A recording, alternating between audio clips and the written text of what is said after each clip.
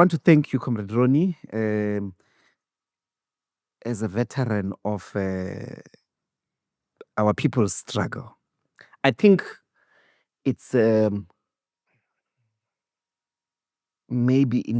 start with the fact that the struggle's history, specifically the struggle as it took an armed form, is under attack in public discourse. You would know that there's a resurgent right-wing revisionism represented by some in the, I think it's called the Social Research Foundation. I might have to correct, but 2 books came out by Antia Jeffrey, which dedicated to rewriting the history of uMkhonto weSizwe, but also National Democratic Revolution. It's actually the same thing. So as a point of introduction, so that I don't have to do it, just take us through the beginnings of your activism and how you ended up being a founder of uMkhonto weSizwe. And uMkhonto weSizwe, the armed military wing of the ANC. There's only one genuine MK. You just pronounced that. So thanks very much for having me here. It's an honor. A little bit then about the background. I come from a place called Yeovil in Johannesburg, quite a rough place, Jewish mainly, but there was a mix of people and therefore quite a bit of anti-Semitism you could find. I'm an old guy. I'm born in 1938.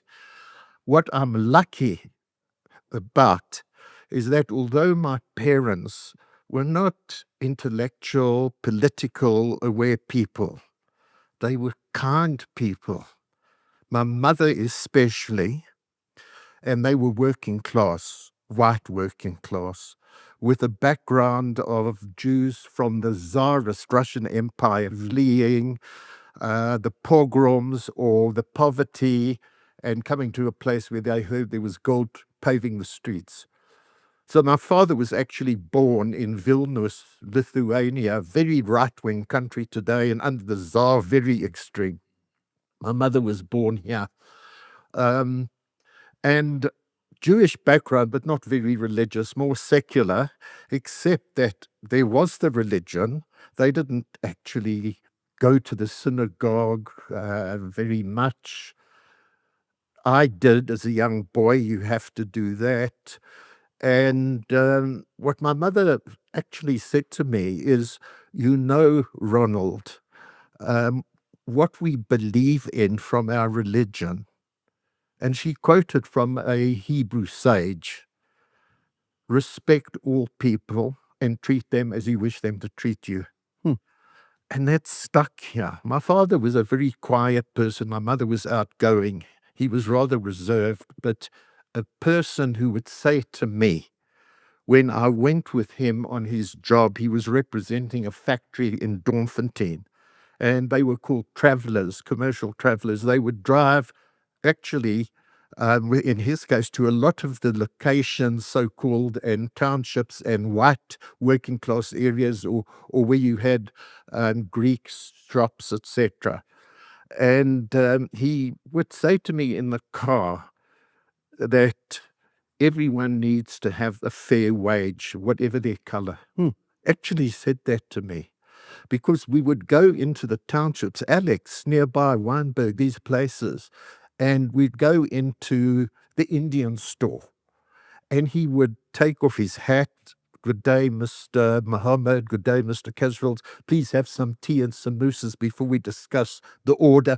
Would the little boy like a drink, Coca-Cola, whatever? I'd go out onto the porch and watch the young kids from the township kicking a little tennis ball around, or even a rag ball. And I'd say to my father, why are they playing with a ball like that? He says, Ronald, these are very poor people. They can't afford it. Next time, if you want, why don't you bring your football and give it to them? So I had this aspect. Another aspect was that this was not very many years after the Second World War and the death camps, and not only Jews died there, communists, socialists, Romani people, the so-called gypsies, and Russian prisoners of war by the 3 million in all, etc., Slavic people and so on. So there was that awareness, and it was not that we knew about these other people, but that Jews had died. But I said to my mother, when we saw the newsreels, it was shocking in the cinemas, and I said to her, is this how our black people are being treated? Something along those lines. And she says, no, Ronald, it's bad here. She used to tell me, don't use these terrible words about it. They were naive people, my parents, in those days. To just say natives instead of the bad words, you had to be a decent person. When I became advanced as a teenager, I taught them to say Africans, and they then adopted that. But I said something along the lines of the way the Jews had been treated in Europe. And she explained, and I said, and here, this is bad how black people are being treated. She said to me, Ronald, it starts this way. When you mistreat people, when you use these bad words, you dehumanize them, when people get attacked like they are by the police, it leads to what happened in Europe by the Nazis. So those were the lessons I grew up in. To cut the long story short, by the time I was finishing matric, I was crossing the colour bar line. As white, you never had black friends. But I started going in Hillbrow and places to music, and on the weekends in some of the wealthier houses on the outskirts of Johannesburg, these mansions where you had liberal white English type people, and they had black and mixed race bands playing. It was almost like going in the underground. You heard about a jazz session. There would be various musicians, including a few of the whites, and you would be given a password, and you would drive there. There'd be people at the gate, and you would just give the password, and you would go around the back, and suddenly inside there was this wonderful non-racial scene and the music. So I got to know people that way.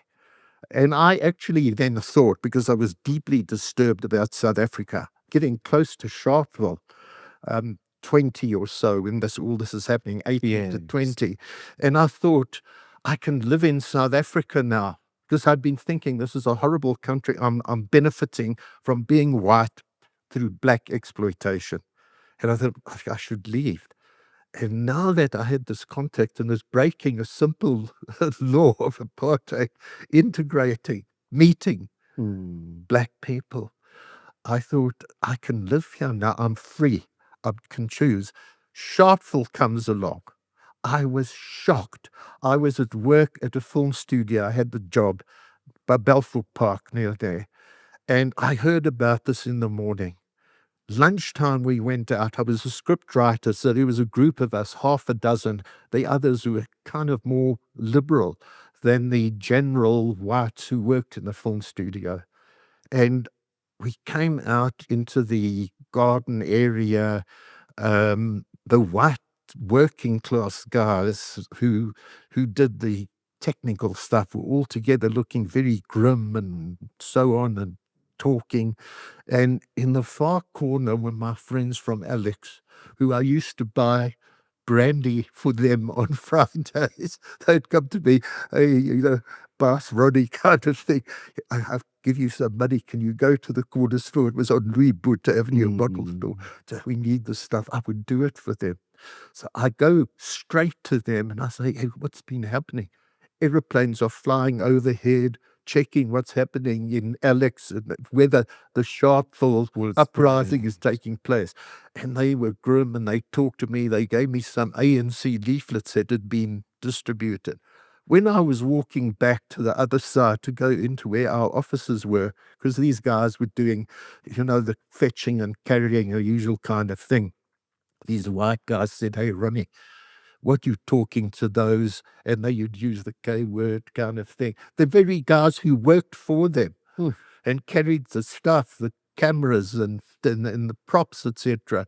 And, I just gave them a filthy look, and they said, "We'll tell you something, Broer. In the end, you'll be in the trenches with us when we're fighting." And they used the K word, etc. I just used swear words to them. Anyway, I felt at that point, I've got to do something.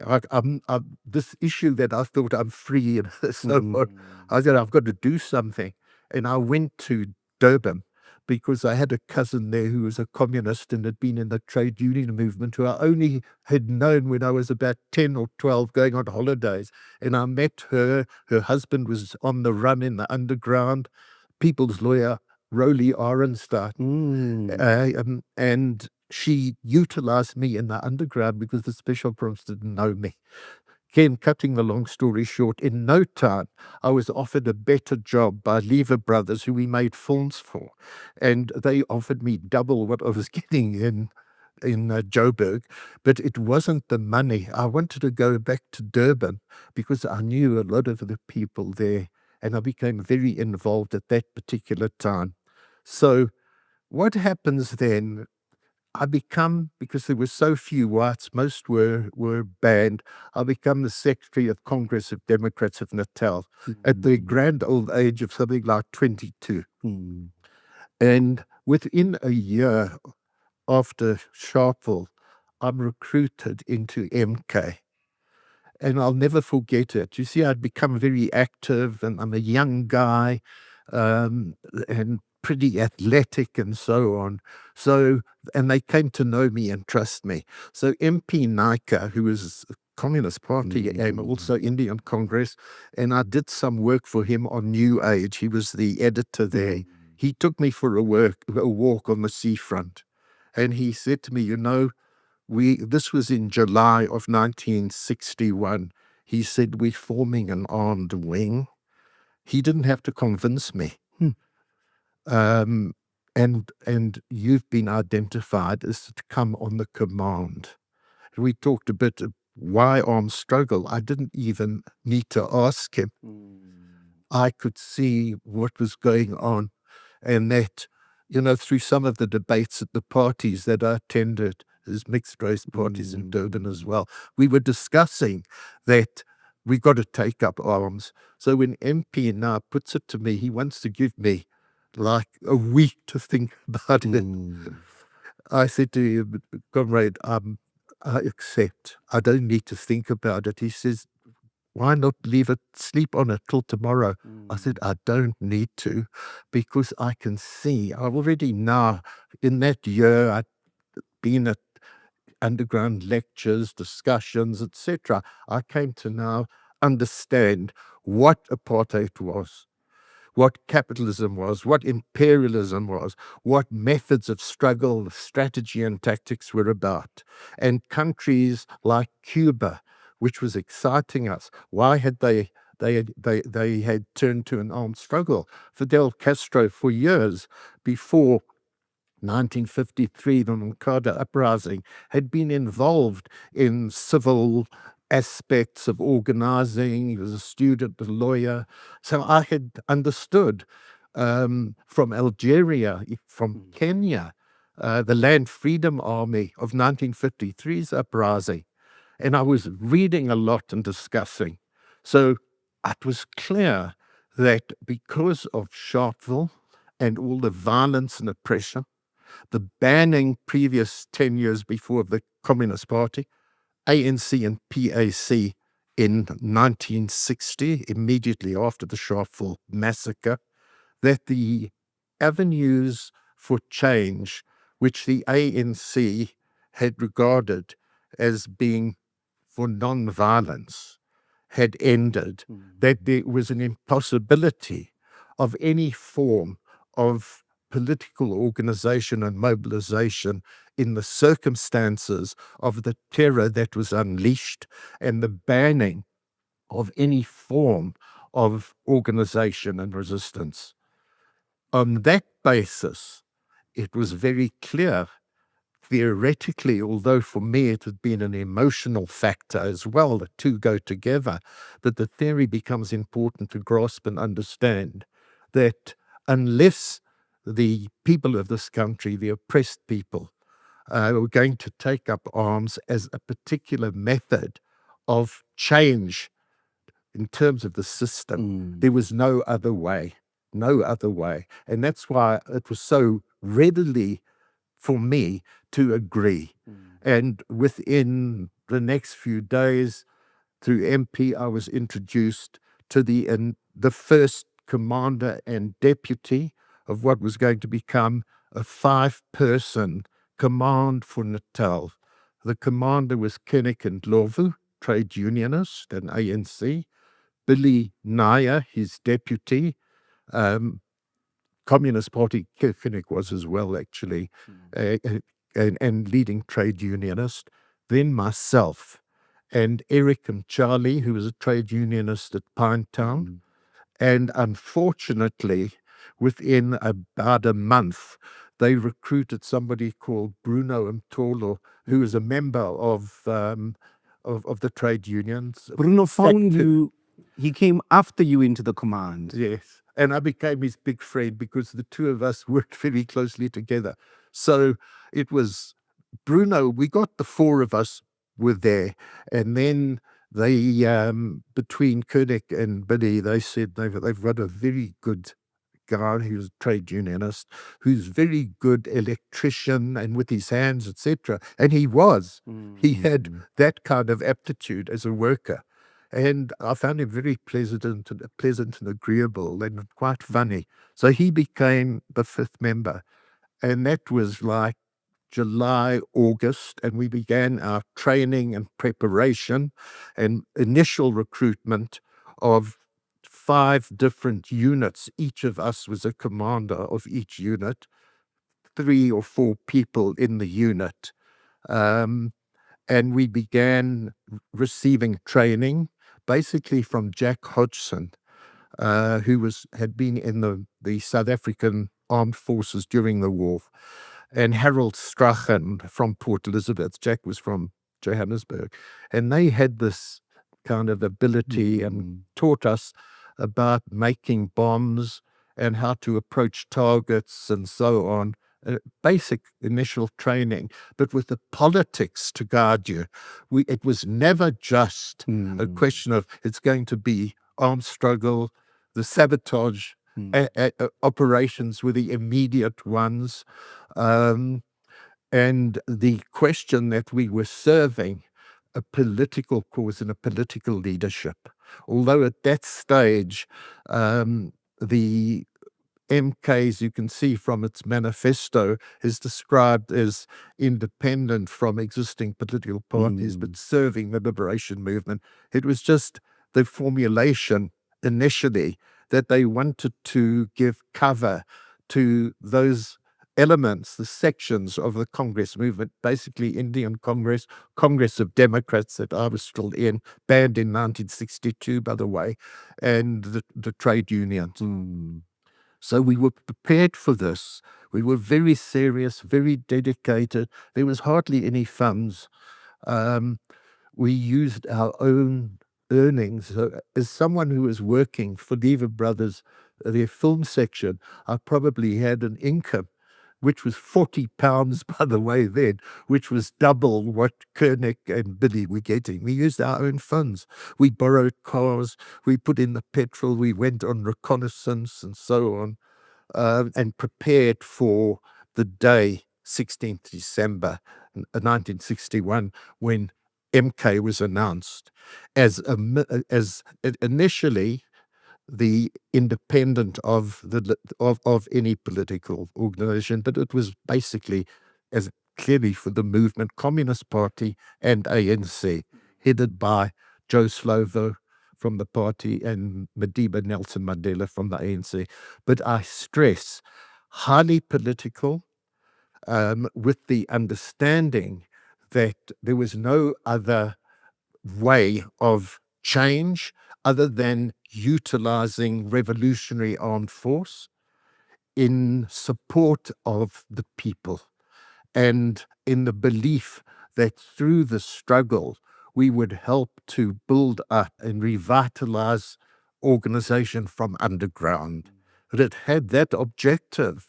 There was an aspect within the manifesto which was about being prepared to negotiate when it's possible, because we didn't want to have a civil war in the country. I can tell you that we didn't pay too much attention to that, because we didn't think that there would ever be a time when we would reach a point where the enemy or elements of the white public were prepared, business or whatever, to find a way of preventing a civil war, which could only come when the masses, the Abantu, were powerful enough in terms of the struggle again, and had the means to utilize force to reinforce the multiple-fold aspects of the struggle. We looked at ways and methods of developing the armed struggle at that very early stage. And the key aspect to start with, and we discussed it with Madiba when he came back from his initial training in Ethiopia in 1962, July, sort of, just 6 months or so after the emergence of MK. And we discussed with him, what about guerrilla warfare? Because we were in a phase of using sabotage. In other words, attacking railway lines, the pylons, the visible symbols of apartheid, such as apartheid offices, etc. So how many did you attack personally? How many did I carry out? Sabotage, yes. Yeah, something like 7 actual operations in that period. And I would say one of the most important things that we did as an operation, which was with the help of my girlfriend, who I'd recruited into the struggle, and who became my wife in exile, Eleanor, Logan at that time, was very clever. Now, I'm just giving you an example because of how women can help and have the understanding, because we had identified a dynamite site outside Pinetown, that area. They were using it in the veld, in the bush, as a depot. They were blowing up the roadway through the hills there, which became the motorway to Johannesburg, by the way. So at night, it was surrounded by fencing and barbed wire, and inside was the depot of dynamite within a sort of fabricated building. And she and I went with Bruno. He had spotted it and reported it to us as the command. And Kennick and Billy, they were busy working all the time. By then I'd been fired from Lever Brothers because I'd been arrested at work for supporting the Ponderland uprising, by the way. So I had all this time. And Bruno was given leave by his union, by SACTU. So we were doing this work. We went with Eleanor and him, and as though he was like, our servant. And near this site, we laid out a picnic for the two of us. And we were watching this place and working out, okay, there's going to be a way. I had the masculine idea that we would get we'd get instruments to break through the barbed wire and get in. Bruno, we didn't know, had been an actual thief and was very skillful in breaking open things. But she, at a moment when the guards of this place were a bit away and loading some truck, she went to check the padlock of the main gate. And she just took down by memory the make and the number, and then was quickly sitting back with me. So we go back to Durban and we're discussing this, and I report to Billy and Kennick, and us men work out how we're going to go and break in. In the meantime, she says to me, listen, I'm going to find an easier way because I'll tell you, I'm going to find the key to that lock. I said, what are you talking about? Find the key to that lock. She said, didn't you see? I was looking at the lock to see the make and the number. I said, so what? She said, God's truth. You see, her father was an engineer and also taught her all sorts of things, fishing with him. She's the only child of solitary girl, and he gave her all this kind of information that an engineer could give to an offspring. She went shopping to these hardware stores, and there were some big ones in Durban, and she would go looking for all the locks and find the padlocks, and she would be looking for the trademark, the label, and the number. My God, she meets me after work, and we're sitting somewhere having a beer, 5 o'clock. She says, by the way, I've got a present for you. She produces and gave you the key to the dynamite. I said, are you joking? She said, listen here, just try it and I'll bet you'll open it. We based our plan on that. And it was Billy, myself, Eric and Charlie, and another comrade who drove us called Manny Isaacs. He didn't know what we were doing. And he drove us to where this site was, parked off. The three of us went in the dark to the place. We knew from Bruno that the Machingalan, that the night watchman, who's left there by the Abelunga with his knob carry to guard the place. Can you imagine? You'd think after sundown and they've gone, that he's just going to sit there all night. Bruno had discovered that once it was dark, he went off to the shebeen.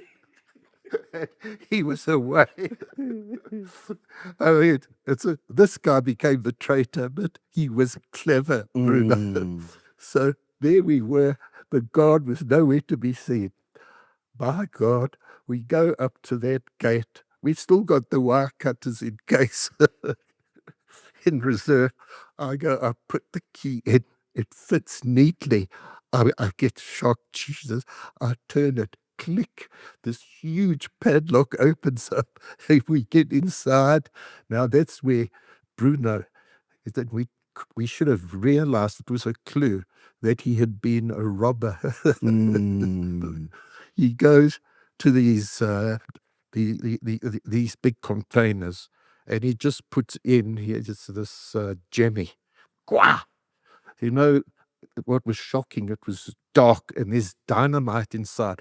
Oh, he does that. These were metal doors. The sparks were just shooting off. We were so foolhardy, we didn't even think for a moment. That dynamite is stable, but you get sparks nearby. Gone. It could just blow up. Yeah. And we opened up about 3 of these safes and took away a huge amount of stuff. We come to the Manny's car.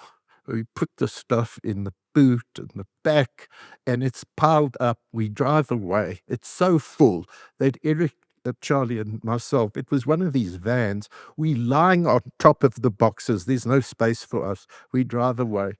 Manny Isaacs didn't know what we had taken. By the next day, there's posters in town. which in the afternoon, I think, it was in the early morning paper. Afternoon, he's driving from work and these big posters saying, dynamite stolen near Pinetown. Something like a ton we took away. We were hiding it all over Durban and then distributing it to the rest of the country. Wow. And then we were in business. That was from sometime late in 1962. And then we really got going. Railway lines, pylons.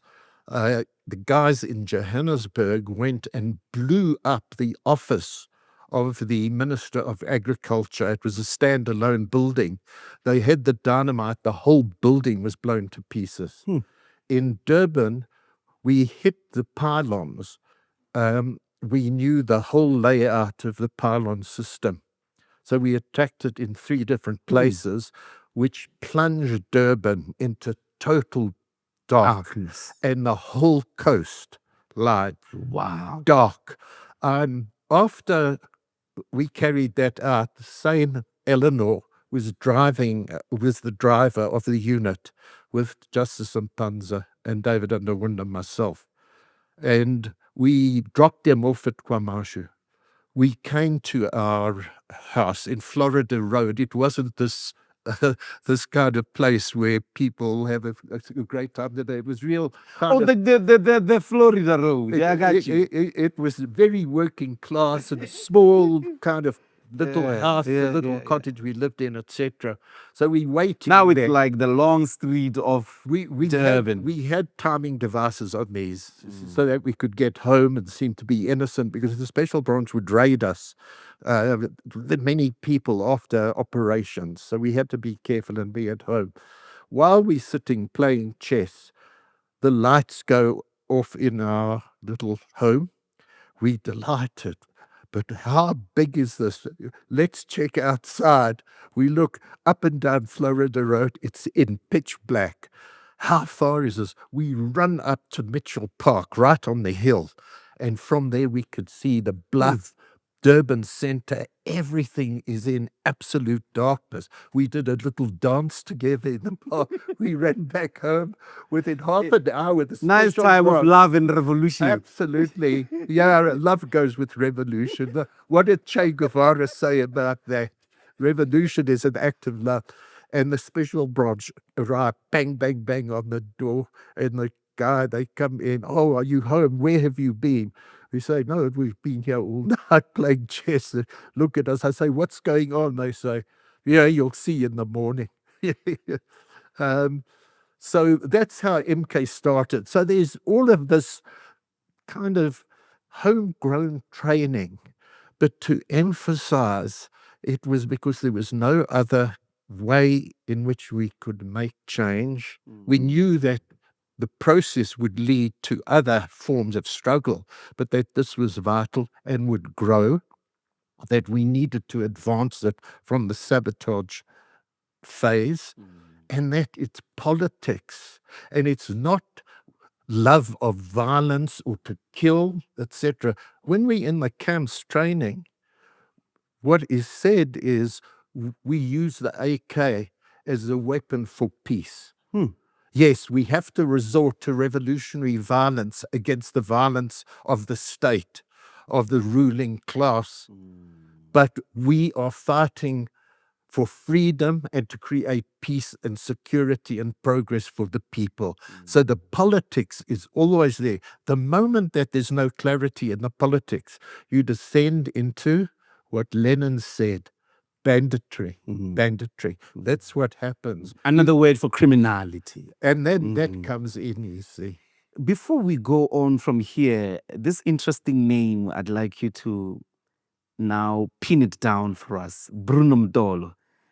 He is often evoked as the quintessential figure of Mbimbi, of a person that turned against the struggle.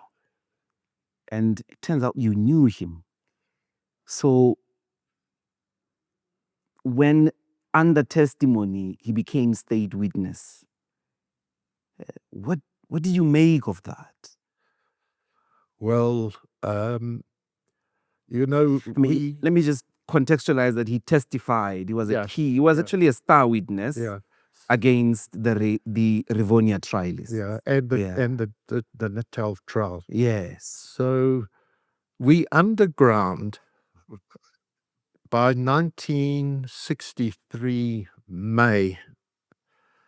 It becomes clear that the regime is notching up its proto-fascism, and it's going to now turn to arresting people without any proof under the 90-day Anti-Sabotage Act, or Sabotage Bill, which becomes an act, and then 90 days, 180 days, and then indefinite. Okay. So I remember talking to Billy Naicker and saying, hey, Billy, they're coming for us and we should start going underground. Sorry.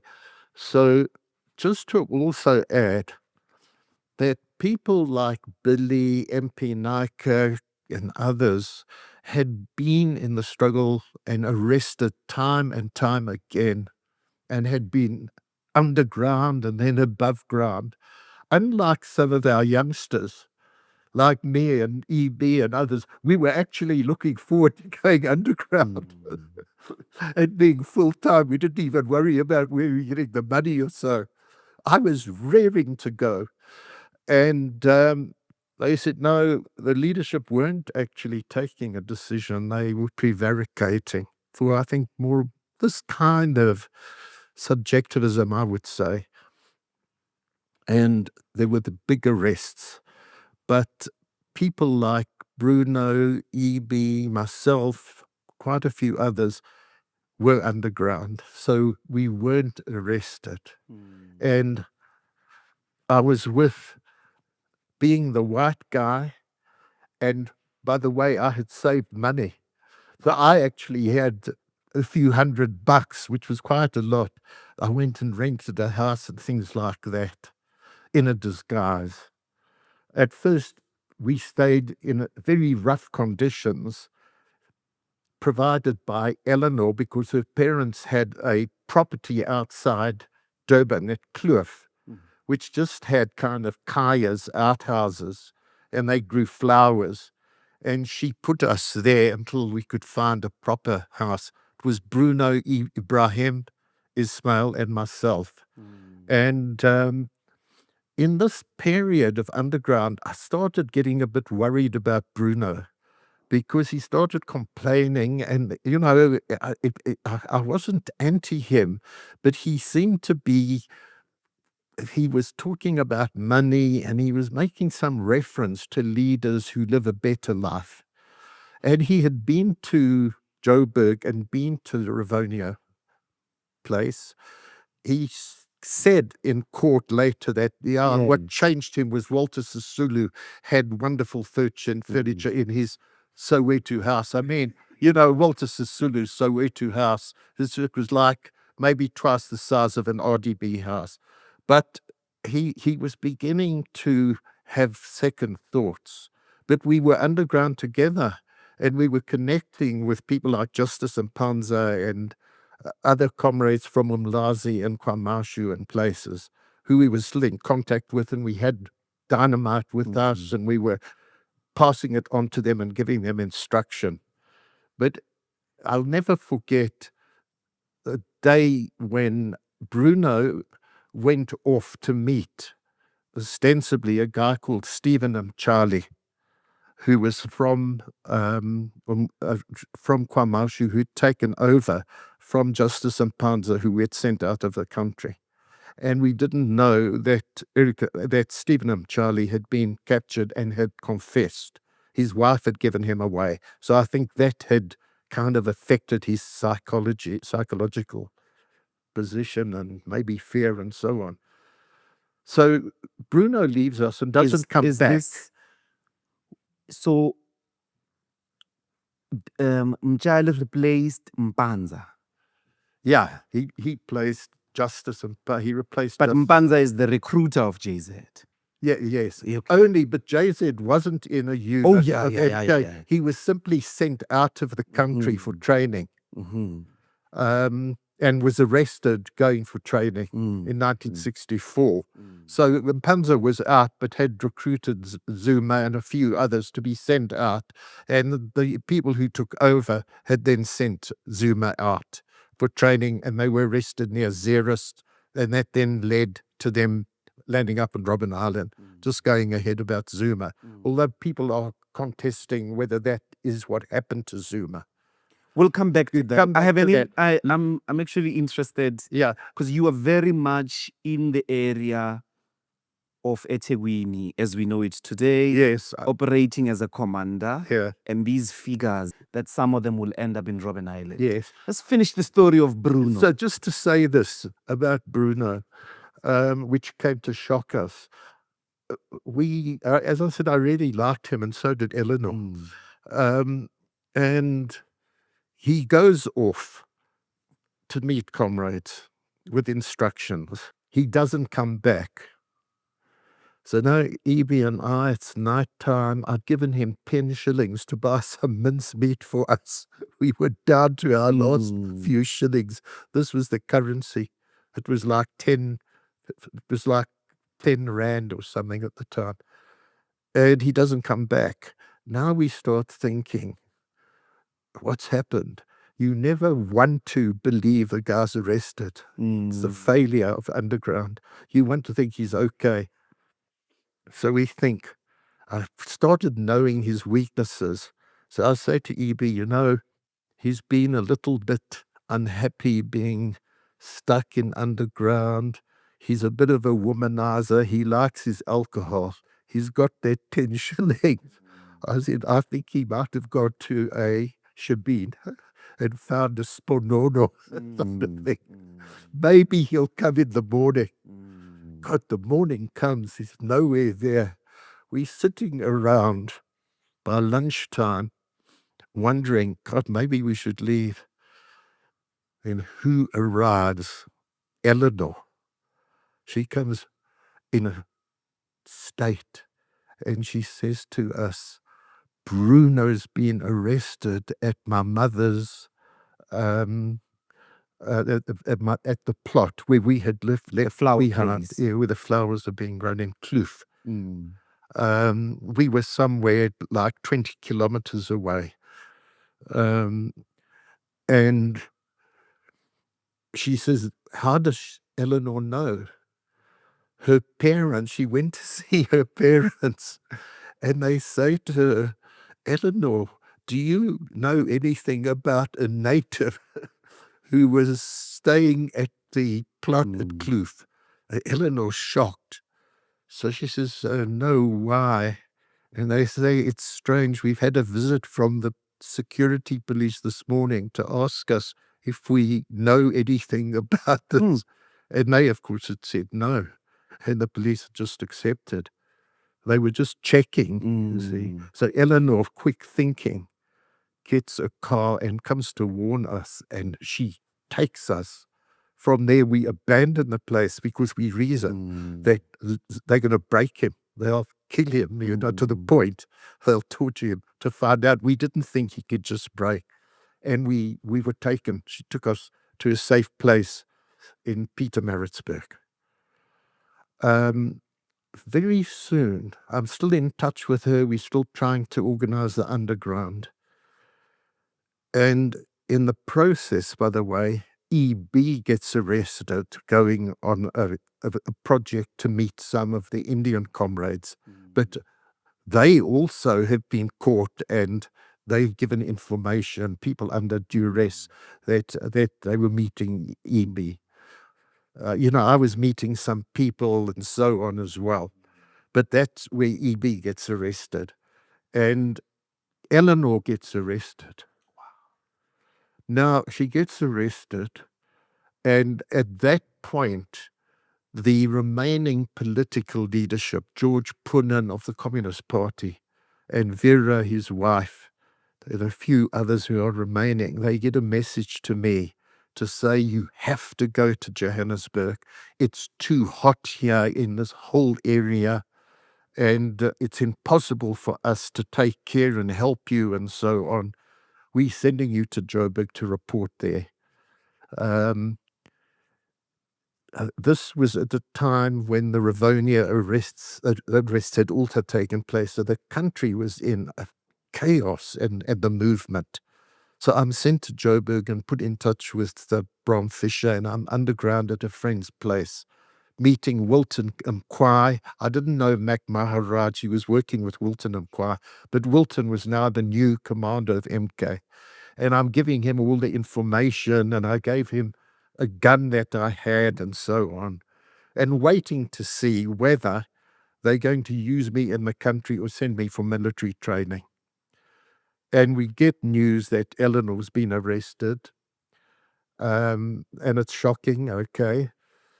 And I don't want to leave the country. I say to Bram, look, I prefer to remain here and find out, is she going to be released and so on.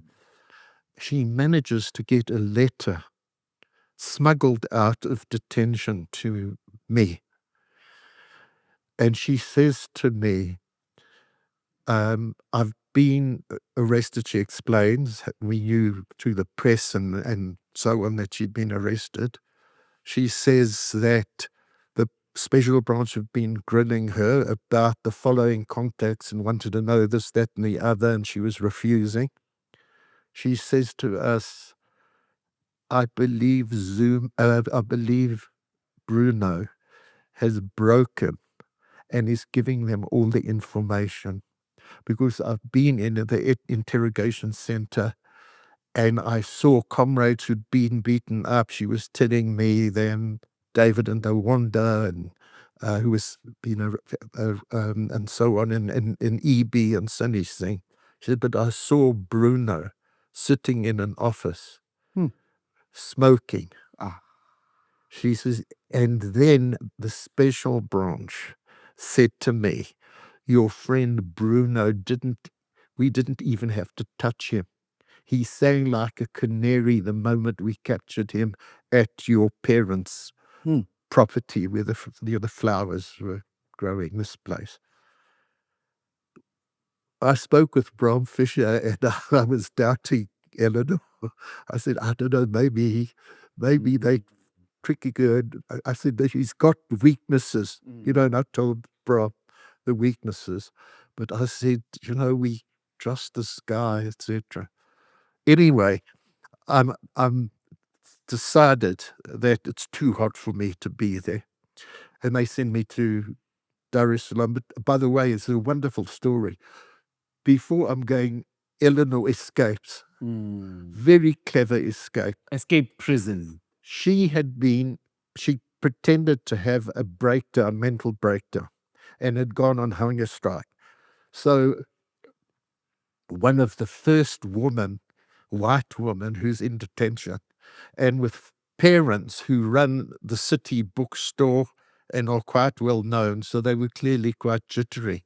And the psychiatrist who attended to her seemed to be quite sympathetic and had said to them that she's in a very bad way. She must be sent to Fort Napier, the mental establishment where they have lockup for criminally insane.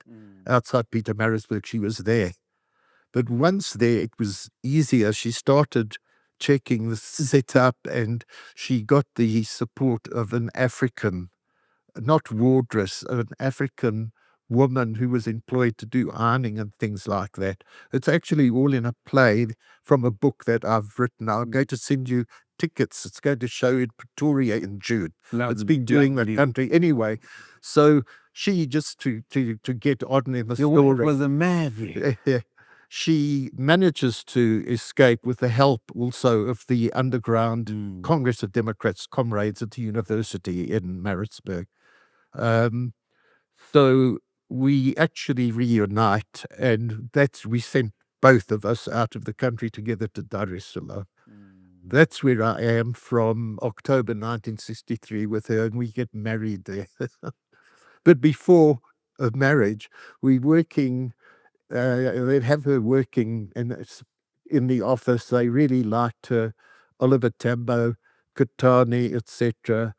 And they sent me with 150 other comrades to Odessa, but in the Soviet Union where we trained. At that time, Chris Hani, Mavuso Semang and others, you must speak to Mavuso about it, are trading in Moscow. That brings us to like 1964, that period. We out there. In that time, just to finish what's happening in South Africa, there's been the trial, the Revisionist trial, and who's the star witness? Bruno Mtondo. Bruno Mtondo. So it's clear. What? He is such an outstanding witness for the defense, for the prosecution, that even Beranje and the top defense guys who are brilliant could not break him. They had him for 3 days in the dock. He could stick to his story. And they found that the moment they started pressing him, he was clever, even outwitting the special branch, that he had some information that he kept back. And when they came to start probing and trying to get too far, he would start letting out some information. They cut out that line of questioning because, of course, between the accused who had been briefing the defense, they explained by then a lot about what had happened because Bruno had come to Joburg. We were very advanced in our activities in Durban, including providing the dynamite, but in other ways, the kind of explosives that we developed, etc. What we discovered was that Bruno had been a real hardline criminal before he joined SACTU, and for years had been carrying out break-ins on the railway property and knew how to jemmy open doors and the trains, etc. Could they have used those previous runnings? Because if he was a criminal, he may have had runnings with the police. So the question arose, was he a plant? Is that what you meant? Or you're getting at? So was he an informer in advance? My view is no, because if he was, I doubt if they would have allowed us to carry on so long, to carry out some very outstanding sabotage operations. I can't say that, well, in terms of my insight and knowledge of him, that's why I didn't believe. Where did he end up? He ended up being freed and working. They gave him a job at the newspaper office called Die Natale. And they loved to give him the job there because we had blown up Die Natale with dynamite in the operation. The person who was responsible for that operation was Justice Mpanza, by the way. So they gave him that job. He was there for ages. He must have had a good pension. They must have given him other funds. When I came back home, he had died of a heart problem in hospital. And Billy Naicker told me that when they were released, I think him and Koenig, they had gone, certainly Billy, remember he said with a couple of comrades, to visit Bruno in hospital, to try and speak to him and try and get more information and insight. And Billy said he was absolutely cold to them. He wouldn't apologize. There was no remorse in terms of what he did. I mean, his testimony could have led to the hanging, the actual death sentence. Absolutely. And he had no regrets. No regrets whatsoever. Because he visited Johannesburg and realized Walter Sisulu lives in a flamboyant house. Oh, God, yeah.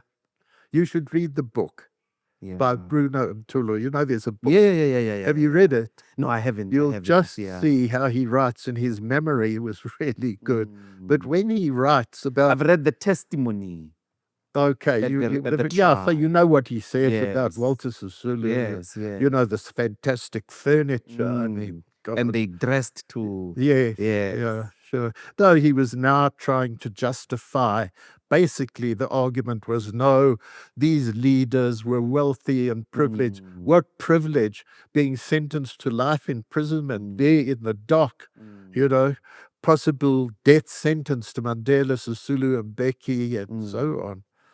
So this is how they manufacture the story. So in his book, he gets the point about the Bantustans and how wonderful and magnanimous the Boers are. They recognizing our ethnicity and they giving us freedom quite correctly in what were the reserves, you know, these Bantustans. So an absolutely disgraceful, disgusting, counter-revolutionary, treacherous person. I don't shed any tears for him, although I can tell about him and what he had been like and what he actually landed up as. One has utter contempt for people who betray their comrades and who betray the struggle in whatever way. It comes in different forms and sizes. Some because they love money and because they've been bribed and they become corrupt. We see it in the country today in post-1990. Others who became agents and informers. Others who are arrested, who break down under torture and appear in court and or become hostile witnesses to the state. You could hear how Walter Sisulu spoke about people like that. We can understand what happens to a person who is tortured to such an extent that they break down. But somebody who gives it voluntarily and doesn't change, comes to court and does his or her best and writes a book to absolutely see that comrades can go to the gallows, later on benefits from, you know, like a dog at a table getting the crumbs. This was Bruno Mtolo and others such as him. I think the next phase with Eleanor, you are in Tanzania, but you actually take, or rather ascend for actual military training, not those dynamites of yours and Bruno Mtolo. Yeah. Now this was guerrilla warfare. Yes. Yeah. Can you just take us through that, just briefly, that course? I've learned to actually ask, because when a person says, I went for training in Russia, they could have gone for office training, they could have gone for motivational training. But there's actually different courses. You have to ask, what course did your group go through? We had Mavuso Msimang, and he did speak about Odessa and Moscow groups that took place at the same time. And you both didn't know that you were there at the same time until some coincidences in some match, soccer match of some sort. Okay, so just to bring it up to that point, a little background. With the establishment of MK, 1961, and then we carrying out the operations, but we also recruiting to send comrades abroad to build up a people's army. And initially, they sent to a few, like Madiba Mandela, to Ethiopia, a short course, to Egypt, where there's quite a rough course, by the way, very physically draining and hard. And then to Algeria. It's become liberated through the armed struggle and political mass struggle. But they really interesting. You didn't, and I think it's important. I know we shouldn't take too much time here, but the Moroccans and some of the people in your generation these days like to say Morocco also trained the combatants of uMkhonto Sizwe. And this is not often clarified that... Okay. I can quickly deal with that. Yes. So let me talk. It's the Algerians Yes. who do the training, who were in Morocco. but in camps in Morocco, because they become liberated at the end of 1962 or so. So just earlier, it's Algerian movement of Ben Bella that provides training in their camps, which are in Morocco. So for a brief period. However, the training in Africa has got some shortcomings. They really don't have the resources. Cuba, we had huge training in later years. China, the initial leadership group are trained in China. Jacobi and half a dozen others there, Andrew Langeni and so on. The bulk are trained. And? Tyson Makiwa. Yes. And the majority, the Soviet Union comes to the fore. Tambo has requested it. The Communist Party, or our Communist Party, is very much involved in preparing the Soviets in relation to the South African struggle and so on. But they prepared to take huge numbers, and they've got the real resources. Comrades who had trained in some of these countries scarcely fired a few shots, a few rounds, because of the problems within Africa and the resources, as I've mentioned. So can I just make a point that the GDR also trained a few people, like Mac Maharaj, by the way. But the first groups who go to the Soviet Union, there are 25 in each of these groups, one with Chris Hani, another with Mavuso and Simang. They don't interact with each other. They kept apart. In which one were you in? 63. That's 63. A bit ahead, Sort of from about the middle of 63. But we want a lot of people trained at a time, like 150, 160. So that group goes to the Soviet Union at the beginning of 1964. I go along with Moses Mabhida, the commissar, and the overall commander, Joe Modise. It's very fortunate to go in their company. We're there for almost a whole year. And there, unlike Moscow, they do more urban underground training, but to shoot and the understanding, the politics, etc. It's a very good course for command level. With us, there is, it's in Odessa, but that's Soviet Odessa, communists in power and who train us, not the collaborators and the fascists who were fighting with the Nazis, who are running the Ukraine today. Yes. And you want to know a little of the courses. So it's something like 10 courses.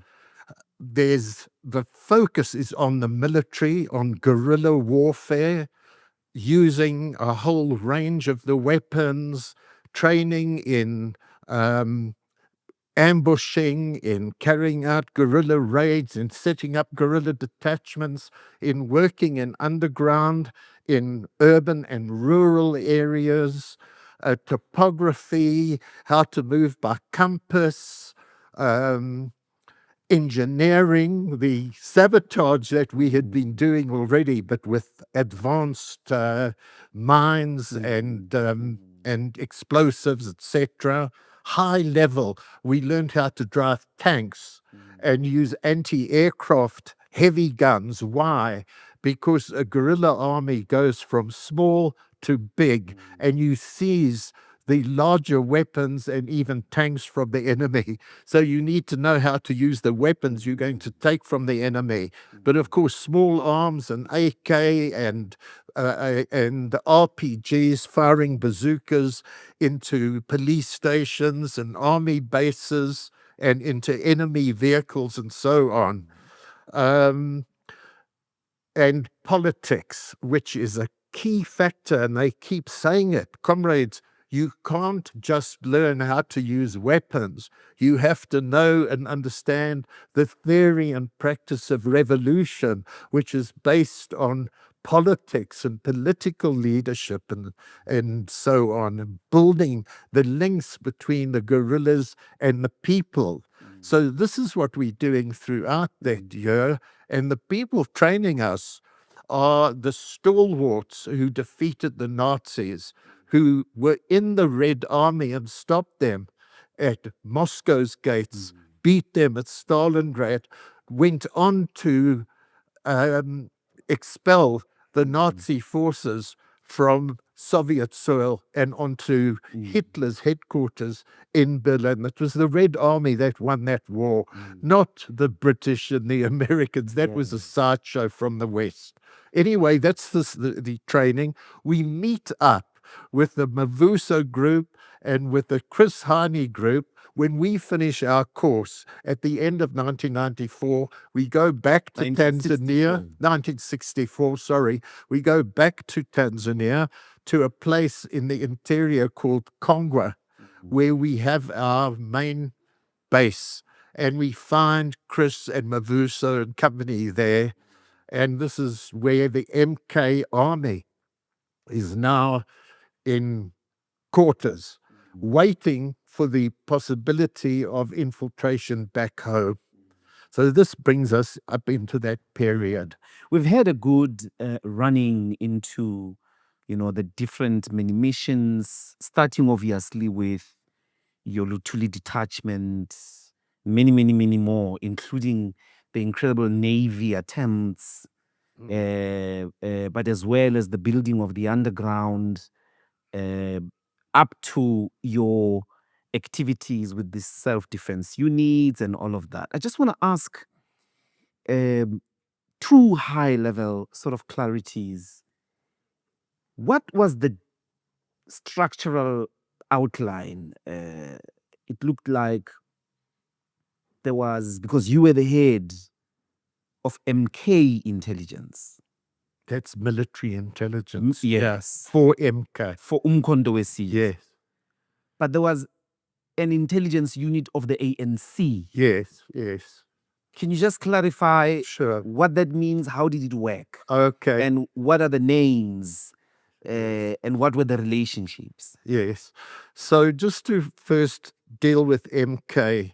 So the military needs its intelligence structure to penetrate the enemy forces with infiltration of our own agents, to recruit from within the enemy. There were lots of whites who weren't happy to serve, as we well know, to obtain the information, structure, leadership, weaponry, regiments, brigades, and so on of the SADF, its morale, its strategies, its battle order, how that is carried out. So you've got to be dedicated. You've got to have a special units such as military intelligence, which is serving MK and obtaining all that information. The ANC and the political movement need overall security to protect it from enemy attacks and enemy information, infiltration and so on. And it needs, at the same time, an intelligence aspect or structure itself about the overall situation in South Africa, and also, of course, to recruit people. So there can be something of an overlap, and it's very necessary to have a good synergy between MK, military command and intelligence, and the ANC, security and overall general intelligence, where there's research about the country and its politics, its positions, etc. Very important. And infiltration into the ANC itself, which is counterintelligence for the ANC. So that structure was called NAT, National Security and Intelligence of the ANC. It underwent various changes of title and leadership. So the overall leader or head of that, reporting directly to Oliver Tambo, was Mzwayi Poliso. At a certain point in 1980s, there was quite a lot of problems that had emerged in terms of what was felt was too stringent handling of possible suspects, agents, infiltrators. But that did happen, and there was outstanding intelligence and counterintelligence that Poliso obtained about agents within our midst. There were certain agents within MK as well. And the commander, Joe Modise, worked very closely With police. with Poliso I see. and MK helped to put down a lot of the plots that were being undertaken by agents and infiltrators within the ANC itself. There were key epic periods or events of this. It became more and more dangerous. But what we often hear is Joan Nhlanhla's name. Yeah. Can you locate Joan Nhlanhla? Yes, so I want to come to this. I'm saying Poliso, who from the 60s was working there and very closely with Oliver Tambo and reporting to him. As MK developed up to 1983, where it developed more of its own structures, was when I was made by Modise head of military intelligence of MK. Okay. And through myself and Modise, and then Chris Hani, who became our chief of staff, we would also report to the commander-in-chief of the military, Oliver Tambo, who's also getting the reports from Poliso, and then Nhlanhla, who's put in place after Poliso is put and redeployed elsewhere. Okay. And when Nhlanhla becomes the overall chief of ANC security and intelligence, in that restructuring, Jacob Zuma is made the chief of counterintelligence of the ANC. Reporting to Nhlanhla. And he's reporting to Nhlanhla. That's his chief. And that's how they operate. That's the structures, if I've given you some understanding of it. Yeah. And the final clarity here, Operation Vula.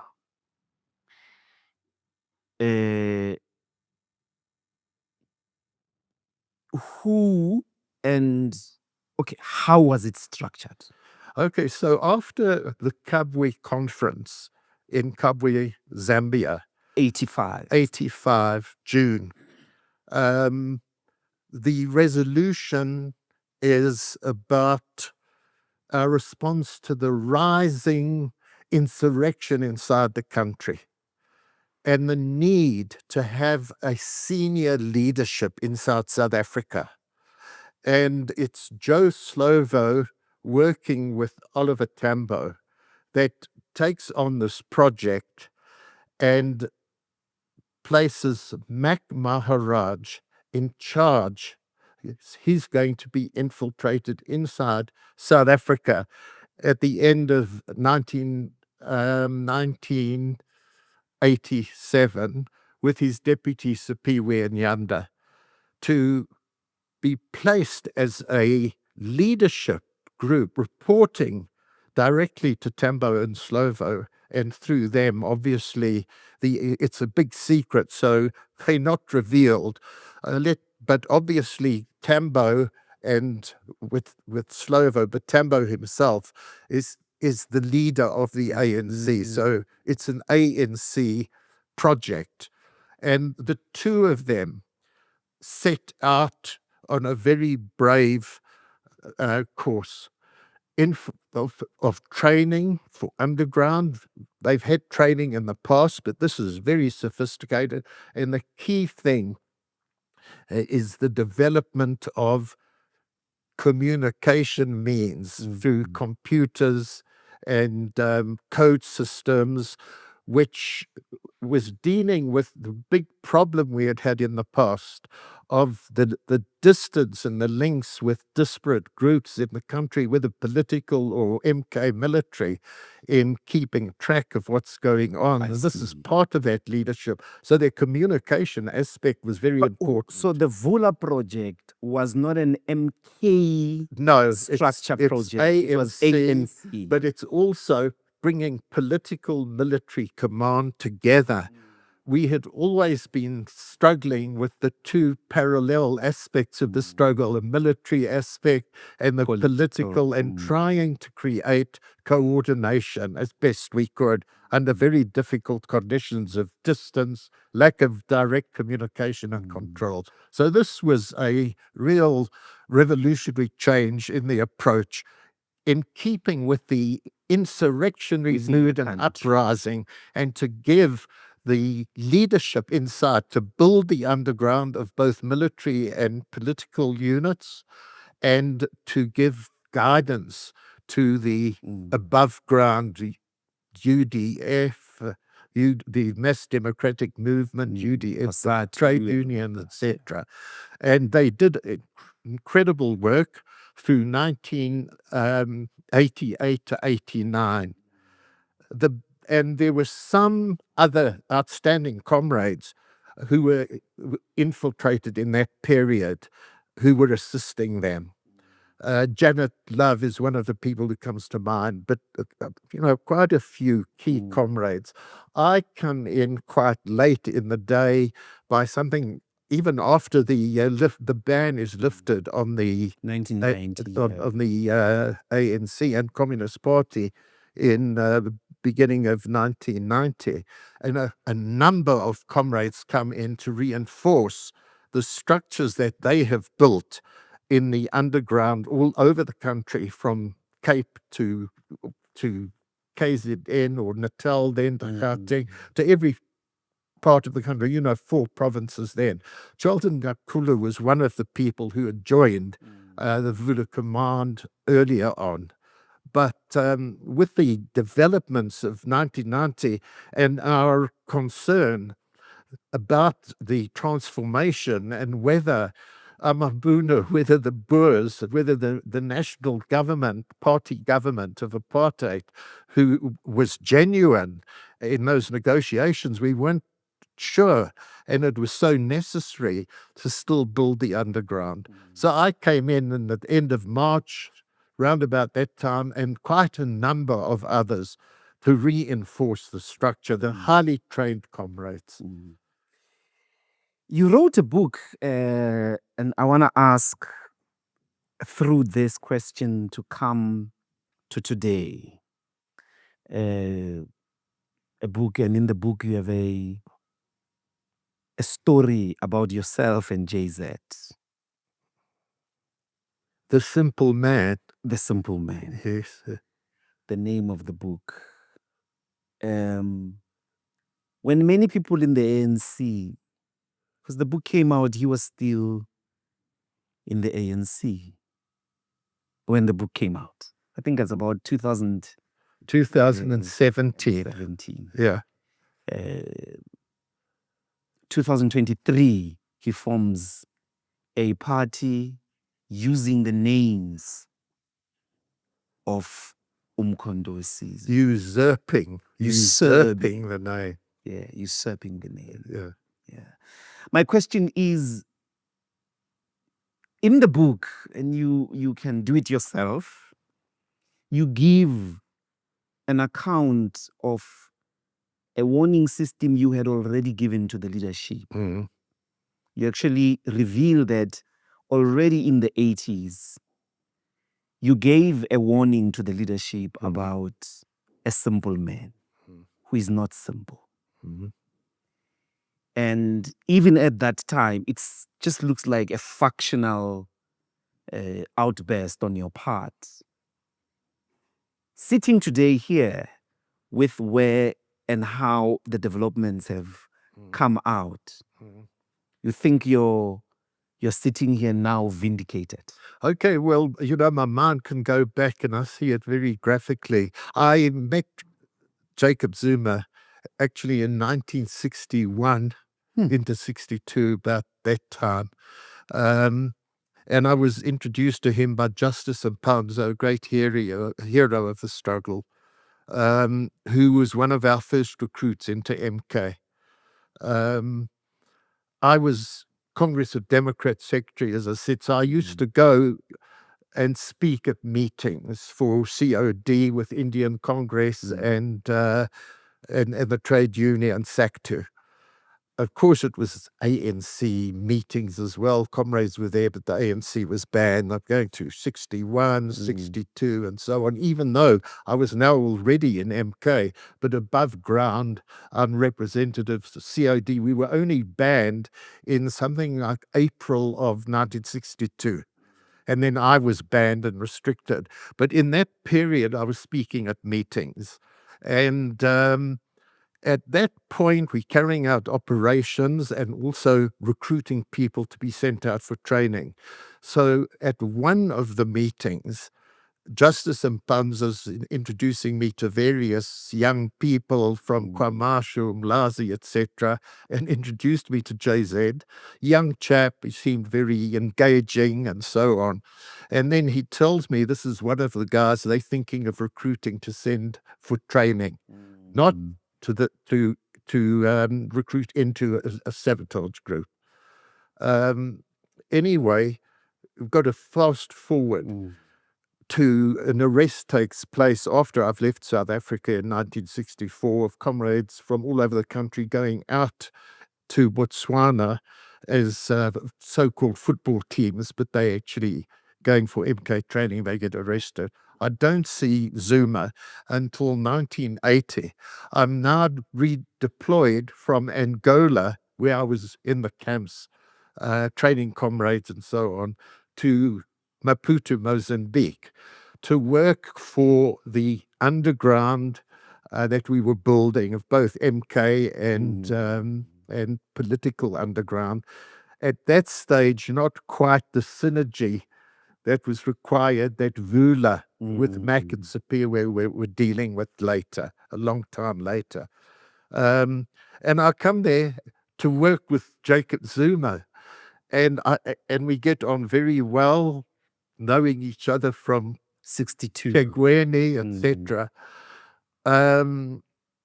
And it's actually after quite a short time, or maybe 6 months, that I start discovering some things as very disquieting. We're building an underground. We're dealing with comrades from home, and we're dealing with structures that we're commanding going into the country, political, and then there are others doing the military, including Joe Slovo. So his activities in Mozambique, are they MK activities or ANC activities? No, so they both.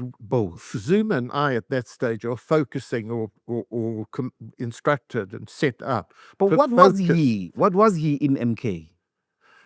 Was he in MK? What I know about Zuma is that we were recruiting him. There were plans about identifying young people to be No, sent I mean, out at for this training. stage in Mozambique, is Zuma a commander of MK or a leader? Just well, he's since you drew that distinction. Okay, he's the ANC political representative in Maputo, not MK. We've got Sipiwe Nyanda, Joe Slovo, and others who are commanding MK structures.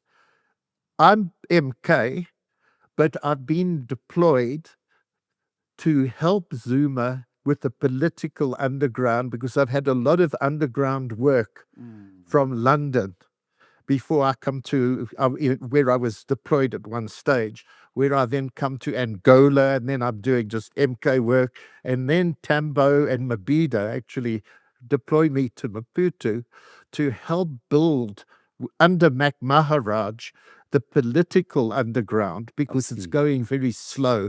Too much resources had been focused into MK activities, you see. So we were trying to create a balance. I see. And that's where Zuma's political chief rep of the ANC. And in terms of our underground structures, we've got a joint command under Joe under Nkadimeng, John and Nkadimeng. And then we've got two structures sub.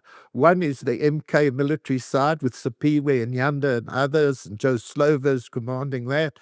And then the other wing is Nkadimeng, as well as being the chair of the whole structure, both. He's also working with Zuma and me in the political side because he was very much in touch with people at home. So that's where we are. Yeah. The uMkhonto weSizwe. Zuma wasn't in the command structure of MK whatsoever. And where you get the real mature development of MK command is in 1983, after certain decisions that the ANC take, because we're finding that the separate political and military aren't gelling. Okay, and there's also a need to strengthen both the political side. That's where Mac Maharaj is working with some other senior comrades. And on the other side, the MK side, Joe Modise, Joe Slovo, myself, I'm deployed there now. And that's where the ANC military headquarters is created and based in Lusaka with Joe Modise as our commander at that stage, Joe Slovo as the chief of staff, and then we had the commissar, later Chris Hani, myself, chief of military intelligence, and Comrade Cassius Markey, chief of our logistics. We had a chief of treasury, basically. If you're asking me where's Zuma, he's not in MK at all. He's still up to then the chief rep of the ANC and also in the political structure of Maputo, reporting to the political headquarters of the ANC. of the ANC. So chaps like TM are actually in the ANC. They are not in the rank of the high command of uMkhonto weSizwe. No, because TM was at headquarters and working with overall leadership of Oliver Tambo, who is the commander-in-chief of everything, MK, but overall politics of the ANC. TM at that stage is in charge, a very important role of the ANC publicity and research department. But of course, Zuma, by the way, is in the National Executive Committee of the ANC, which is only comrades of African black origin, as you know. That changes in 1985 at Kabwe. So, of course, Zuma, apart from being the chief rep of ANC, he's an NEC and member. Involved in the political underground under Mac Maharaj. And I just can't remember the name. It will come back to me. John Motsabi is the actual chief of the political underground. Mac Maharaj is his deputy.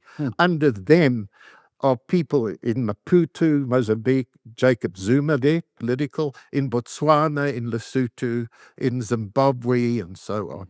Okay, you got that sort of structure. I got the structure. And then, of course, from Chris and Hani and Zuma, they are with TM and others in the National Executive Committee of the ANC, headed by President Tambo. And of course, they are overall in charge of all the structures, including MK.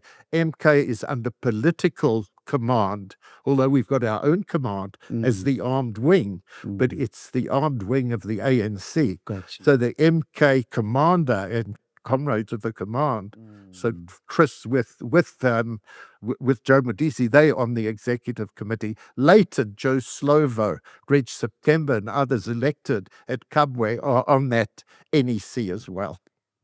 What are the signs then that make you at that stage say to the leadership, you've got to be vigilant? Yes. this is not so simple a man. Yes, yes, exactly. On the surface, he's a simple man. He loves to project that, but he's a very devious, deep manipulator, quite frankly, and you never know what he's doing. So I'm working with him on the political structures. Every day we even go into Swaziland, jumping the fence together and so on. I find that at night, after we finished work, etc., if I go coming back to his place or so, that there's another group of comrades who he's meeting. And the thing that strikes one, I'm sorry to say, I don't have the eyes that who's black, who's white, who's Zulu, who's Xhosa, or Tswana, Sotho, etc. But it's not just me. Everybody has been aware. They leave me to find out for myself that Zuma meets the comrades, not Zulu comrades from Gauteng, the comrades from KZN, some very good comrades who I know and like. But he's not reporting this. And it's not me who sees this or notices it or raises an alarm, by the way. Already, when I start discreetly asking a question to, say, Joe Modise, who comes to Maputo often, or Joe Slovo, who's really something of a mentor of mine. I worked with him for 10 years in London. And I say, Comrade Joe, I don't know, Zuma, I like him, I'm getting on, but he's keeping certain information secret to me, which he shouldn't be. And by the way, he's meeting people, the comrades, after dark. And there's no report about it. Are you aware of it? And then Slovo, and also I think I raised it with both of them at the same time. They both look at me. They look at each other. Silence. They say, okay, we wanted to leave you to discover things for yourself.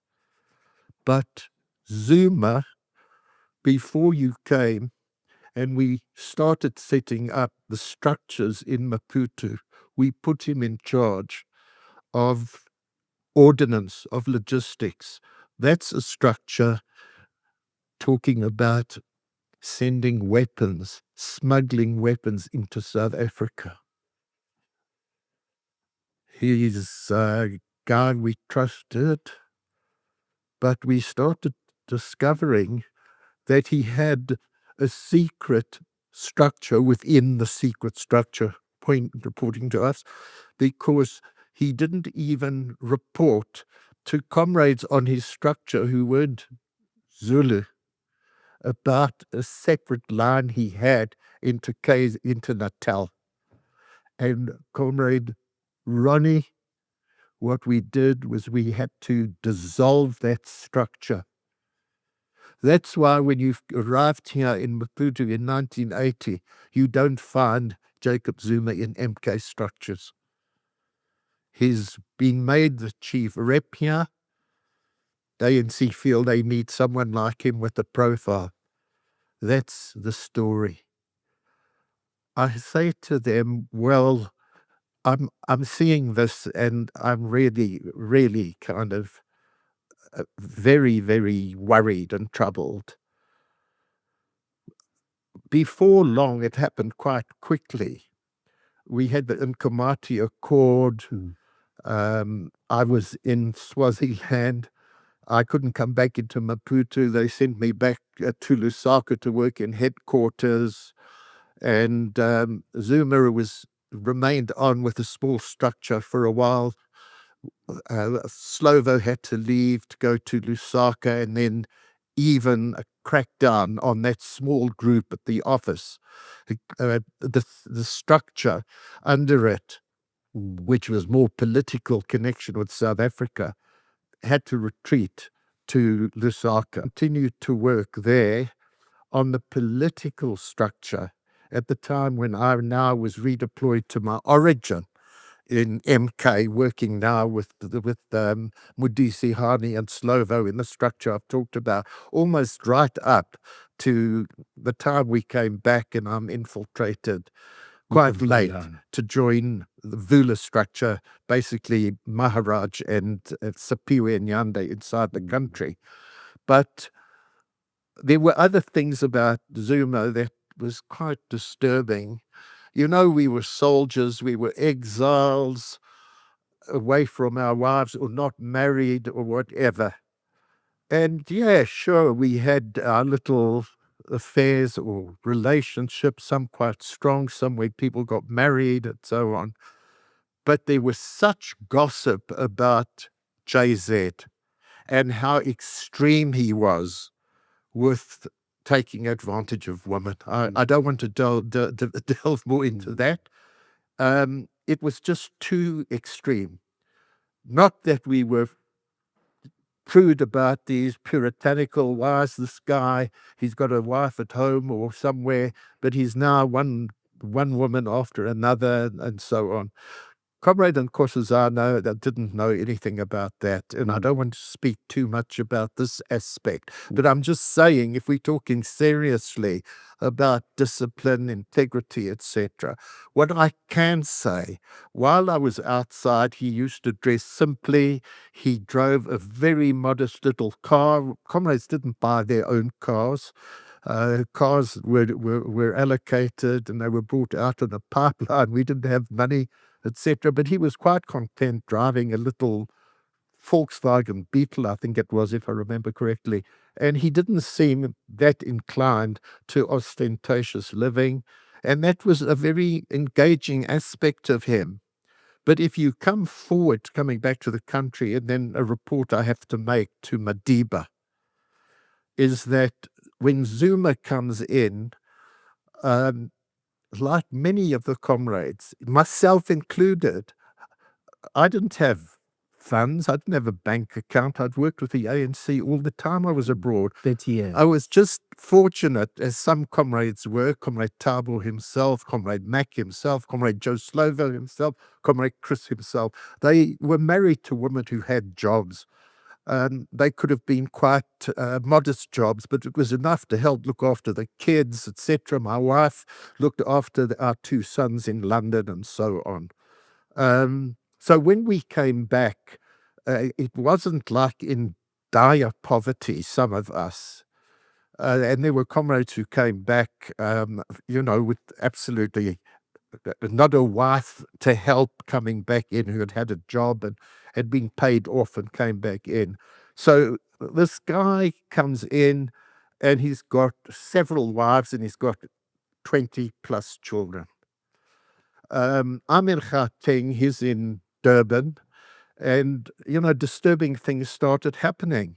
People started talking about Zuma and aspects of monies and corruption. It can start very small. Someone offering to put one of your wives or some kids in a town apartment, or go to a petrol station when you have to fill up your car or so, and I'll pay the bill.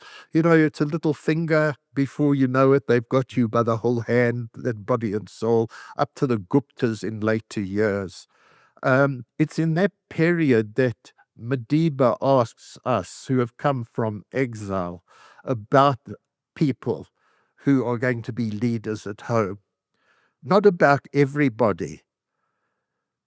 But I was meeting him with Raymond Sutner, and we having some discussions, and get to a point, he says, Comrade Ronnie, I want to get your view. What do you think of Comrade Jacob Zuma? I kind of sit there and I think, how am I going to answer this? I don't want to demolish a person. I do have very fixed judgment, and I know others who know better than me. So Madiba sees that maybe I'm uncomfortable. He says, look, please don't take it amiss. I'm just asking you for your own view. That's all. Comrade Ronnie, in some cases of appointing people, we need to be sure. There might have been others who are raising questions. I really want you to tell me honestly, what is your view of Comrade Jacob? So I said, look, I know him way back. I've told you a bit about that. He's a comrade I've liked. I enjoyed working with him, Comrade Madiba, at the beginning. And then I tell him about this ethnic factor and then the secrecy in relation to operating in terms of home front.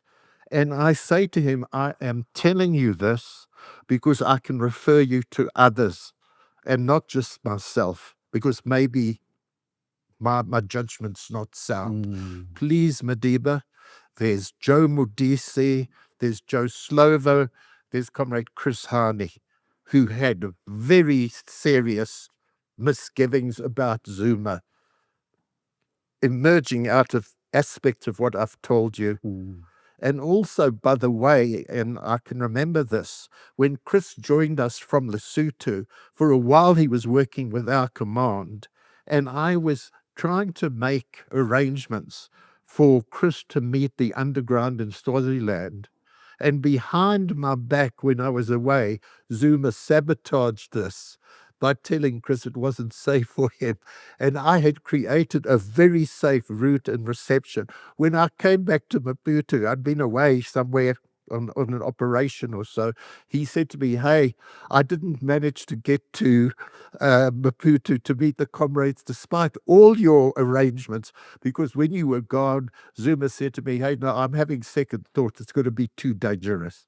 You know, so Chris had that view that he was just wanting to keep Chris out of these things. But very soon, Chris was, like myself, having to operate out of Lusaka with the high command. But in terms of Madiba, I say to him, please, you can speak to Chris, you can speak to JM, you can speak to JS. So I spoke to Comrade Walter Sisulu about this and informed him. And he said, no, Comrade Ronnie, you know, you did the right thing. You need to give that report. Don't feel bad that you're betraying someone. You have factual stuff and others to back you up. So I said, you see, Comrade Walter was a guy you could actually ask questions that could be embarrassing, which I didn't want to ask Madiba.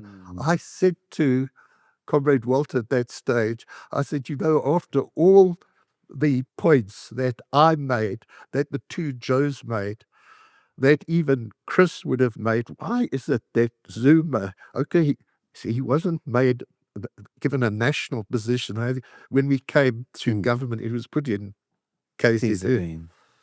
So maybe that was a aspect, but I think there was something more to that, by the way, in his favor. But I said, and I'll come to it, but I said to Comrade Walter, you know, I told Madiba and this doubt, and it's now we can see it's growing bigger and bigger. And we heard how Comrade Mandela, knowing that Zuma was in debt, had given him R1 million.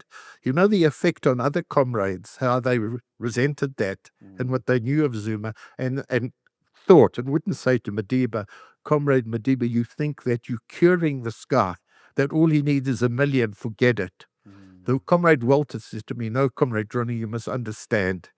We, in the ANC going way back, there's always been this issue from Natale of finding leaders, reliable leaders. We always have fingers pointed at us about Xhosa domination. From early period, we were grappling with this. And that's why you saw we found the most wonderful leader, Chief Albert Luthuli. And we've been always needing to build leaders from that province. And Madiba was having to take decisions. Who else was there at that point? And handed to Zuma, he did very well in these early period of the 90s in helping to neutralize the IFP, Buthelezi factor. And I would say that's why that leadership had decided that, look, we'll keep him in KZN and deal with the problem. Okay, that's a good reason. But we can see how disastrous it has been.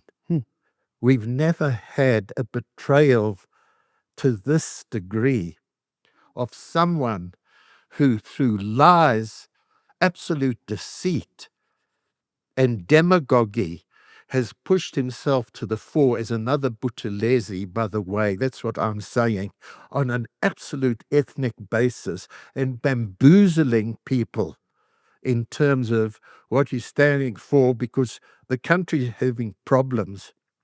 The ANC is having problems. There's disquiet.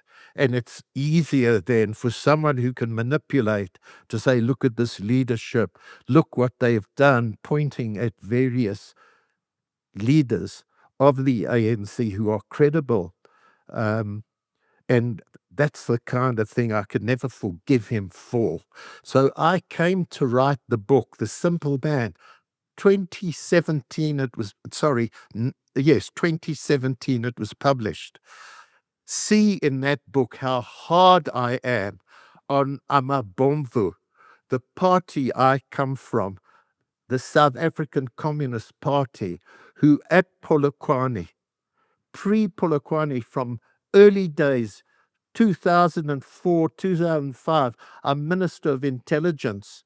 I start seeing that there's schemes, there's plots, there's activities, even within my intelligence structure, aiming at the transition to the new leadership and the build-up of a campaign against the sitting president who delivered the highest level of points, election percentage to the ANC ever.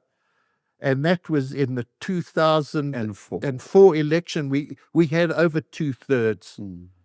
And within 3 years, there's this absolute, it's a conspiracy, it's a plot to remove Tambo and Mbeki. It happens at Polokwane.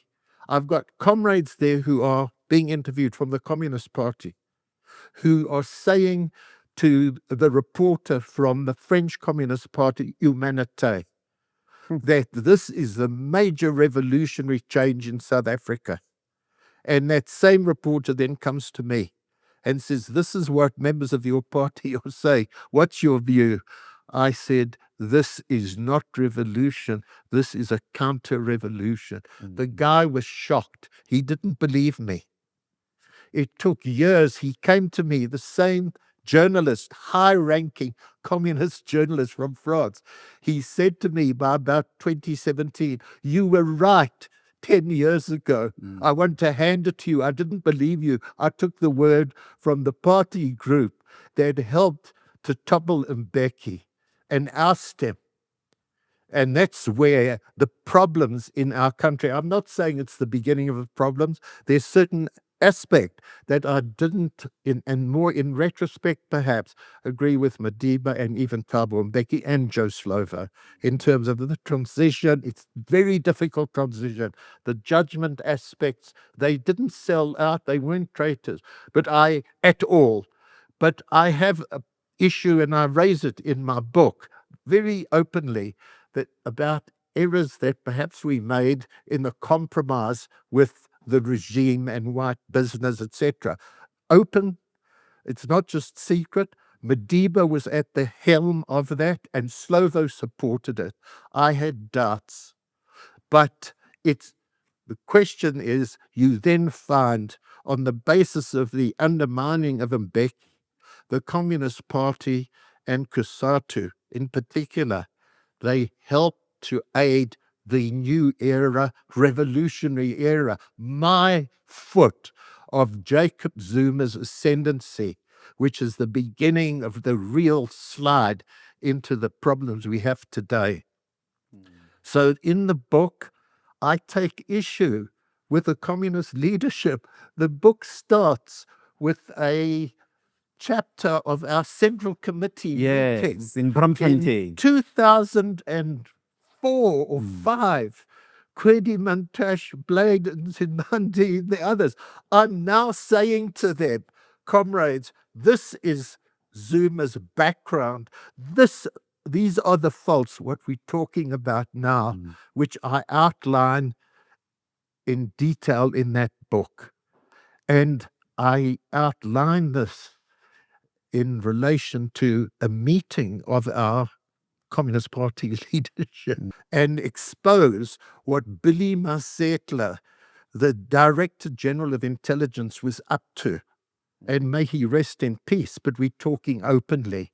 How he was involved behind the scenes in the fraudulent emails that I exposed, that they all accepted as true, which were purporting to show that Tambo, Mbeki and Phumzile, his deputy, were engaged in a plot against Zuma.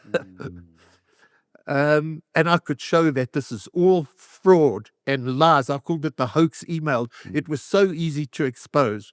I went to COSATU, I went to the Youth League, I went to the ANC, I went to the party. I'm the Minister of Intelligence. I was talking into a brick wall, all of them.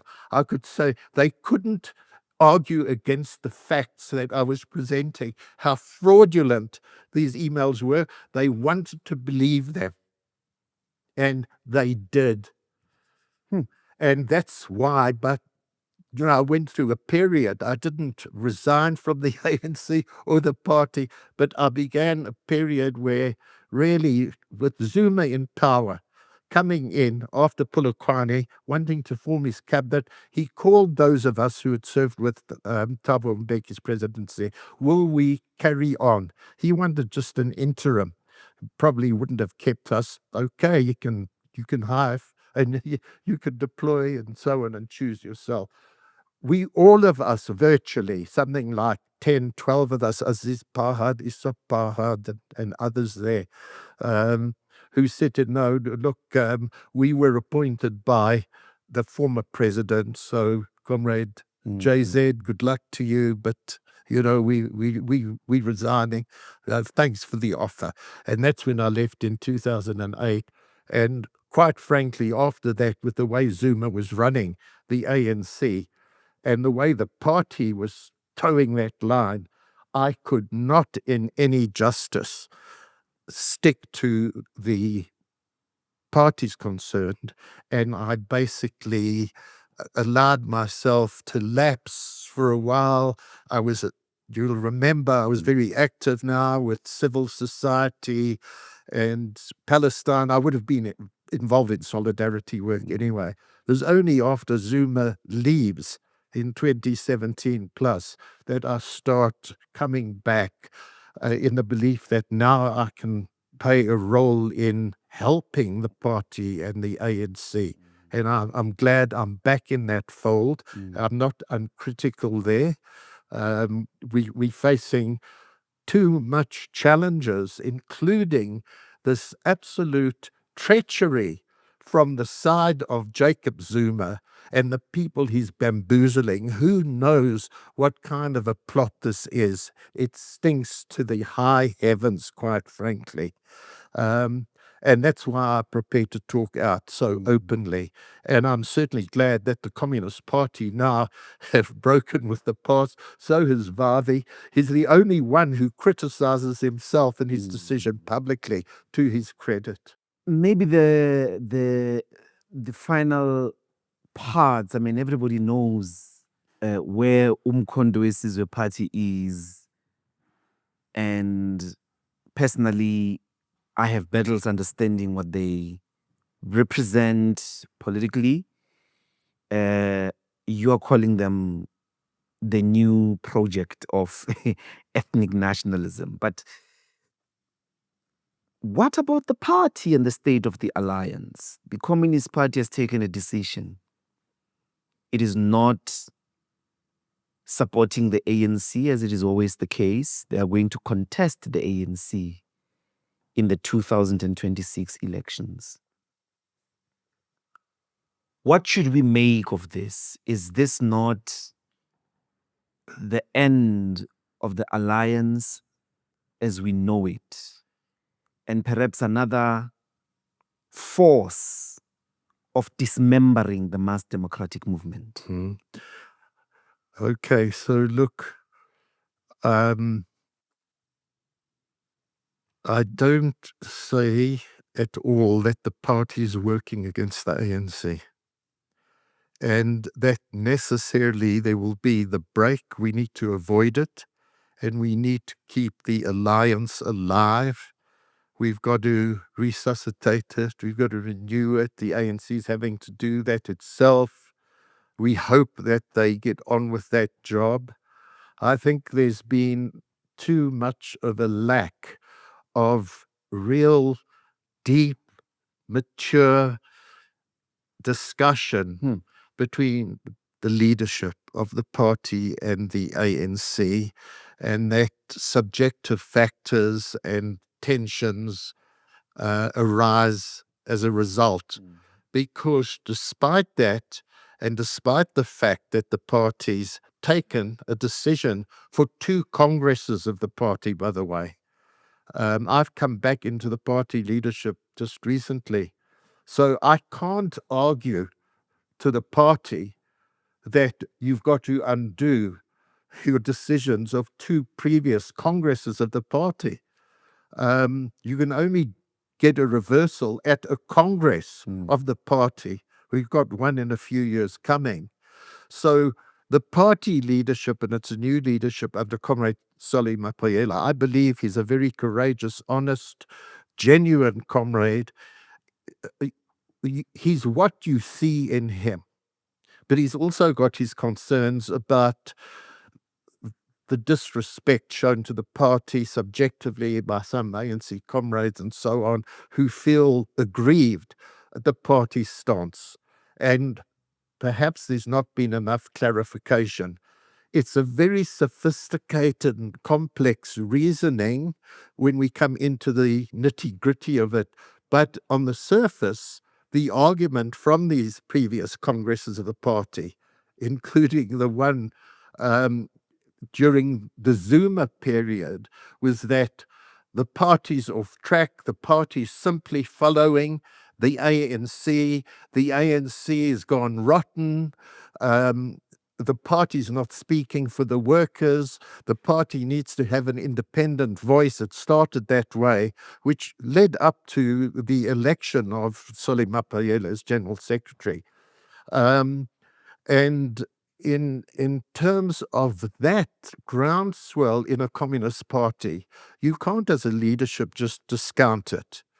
So going into then a decision to contest elections, which also goes back, which all I can say to them, because I wasn't part of decisions from, as I've said, national congresses, is, are we explaining ourselves sufficiently to the ANC to understand?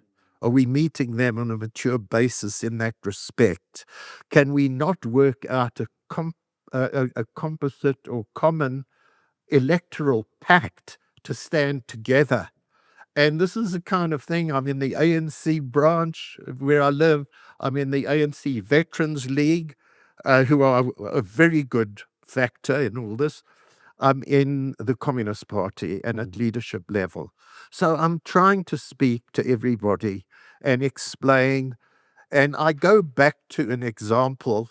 And, we've used a lot of examples from the Afrikaner National Party when it was in power as an example. I know it was only for whites, but how it set up trade schools and, industrial schools, railway workers and ISCOR and SASL and the state establishments that worked very well for the Afrikaners and the whites, etc. But they had an electoral pact, the National Party, with what was called the Afrikaner Party in 1948. Yeah. An Afrikaner Party out of the Rand Revolt of white mine workers who represented a certain element of the Afrikaners, more working class.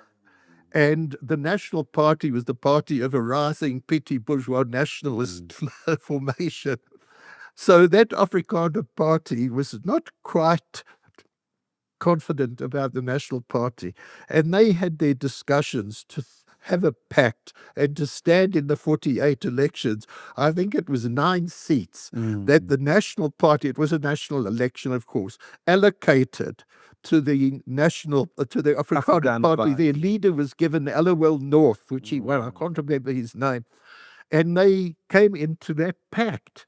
So a bigger party, as the ANC is, even though it's losing percentages, I would think in terms of a well thought out approach, understanding each other's constituencies, and I believe how the party could in fact reinforce the ANC and the NDR if we had, let's say, 5, 10 communists, not as part of an ANC in parliament, but representing the Communist Party. and supporting the government, not of the government of national unity, a government of the ANC with maybe 1 or 2 other parties, possibly, whatever the outcome of the election. But wouldn't that be something exciting for the country? And you can argue and see that it can reinforce the ANC, including acting against a leadership of the ANC or a presidency. I'm not referring to any incumbent who might go somewhat off track. We're very worried about privatization in this country. It's actually happening. And where on that kind of basis a Communist Party could call a government out in parliament as well. That's more democratic. So, that Afrikaner Party was there for about 2, I think the 3rd election into the new apartheid era. And by then, if my memory serves me correctly, and one could do research, they had decided on a complete merger because that grouping felt confident in the party of Foster, Wood Foster, and so on. It's only later when the reform process of business, because they've now become big business in the National Party, now they are being prepared to be a bit reformist, but still refraining from keeping a universal franchise from the darkies. You know how that process went in short. So it's only then that element revives itself in the Conservative Party of Trade and is now in rebellion against its mother body. Okay, because they see it's going off the track. Very good. So I use this quite frankly as something of an example that we could understand. Maybe it's more complex. It's not quite the same thing, but all I'm saying is that there needs to be more of an understanding and a rapport. And I think this would be very good for the ANC as well. But we do see very positive signs from the ANC. I mean, there are comrades who feel kind of ultra-critical, and maybe correctly. But, when you see, as we were meeting this last weekend, the Central Committee, we met from a Friday to the last Sunday. And back home, and we're having our press conference. I'm waiting to watch it, but the screens are dominated by the president of the ANC speaking on all 3 of the channels here up in Limpopo. And, apart from certain things which maybe the communists wouldn't like, my God, what is he saying about the international situation? We are opposed to imperialism. We are opposed to the attacks on Iran and the blockade of Cuba and the attacks on the Palestinians. This is what the Communist Party lives for, that internationalism, and needs to get across to our people. And you can look at the ANC and find your concerns and look at the domestic situation, etc., and be not too happy and critical in other parts. They're positives. And then you look at our international position. And what other country, not many in the world, have that kind of courage, including taking Zionist Israel to the International Court of Justice on the genocide charge? So for a Communist Party to go for a break and then weaken an NDR, I don't think that the party's looking for it. But when you have a situation where the two sides aren't coming together and I meeting get each you. other, then of course that can happen. But for me, I'm prepared to do everything, my little strength, to say, look, comrades, we've got to find a better solution and live. You've got to live with it. There's no way the Communist Party leadership can go back on decisions enforced on it by its two previous Congresses. Okay. We could go on and on. Yeah. I'm just giving you a flavor in response to your I get it, yeah. very taxing question. Maybe I'll be expelled, who knows? I see that we could have a round 2, but we could put it to rest now. I appreciate it. Thank you so much. Look, it's creating lovely to time. be with you. Yeah. And as I said to you when I came in, you like me, we've also had our little weaving this way and that, where we've upset leaders, etc. But I know you, and the way in which you were so strong on the question of Palestine when you were much younger, and that's how I know how true you are.